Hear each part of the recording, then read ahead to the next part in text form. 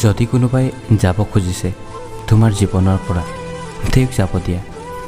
জবৰদস্তি কৰিতো সম্পৰ্কবোৰ গঢ়িব নোৱাৰি ন।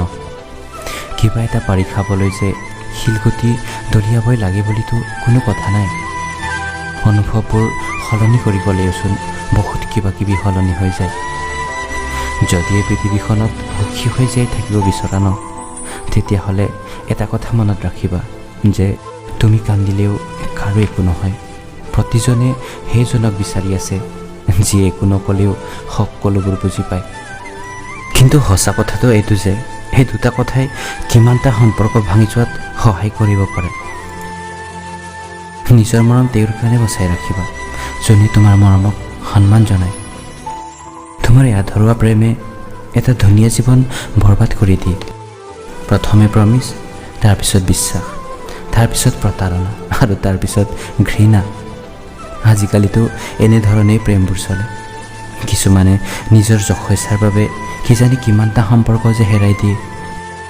যদি তেওঁ সঁচাকৈ তোমাক ভাল পায় ন, হাজাৰটা ভুল কৰিলেও তোমাক ক্ষমা কৰি দিব।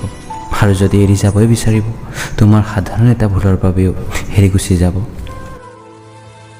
ভুল বুজাবুজিৰ মাত্ৰ এটা পলো ইমানেই বিষময় হয় যে 1000টা মৰম হনা পলবোৰো মাত্ৰ এটা ক্ষণতে শেষ কৰি দিব পাৰে। কেতিয়াবা বহুত কিবা কিবিয়ে ক'ব মন যায়, কিন্তু ইয়াত শুনিবলৈনো আছে কোন? বিশ্বাস আৰু মৰমবোৰ বহুত ডাঙৰ উপহাৰ হয়। সেয়ে সস্তীয়া মানুহবোৰৰ পৰা সেইবোৰ কেতিয়াও আশা নকৰিবা। আপোনাৰ সকলোতকৈ ডাঙৰ জয় কেতিয়া হয় জানেনে?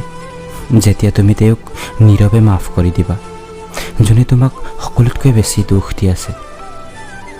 দুখবোৰ মানুহৰ সকলোতকৈ আপোন বন্ধু হয়।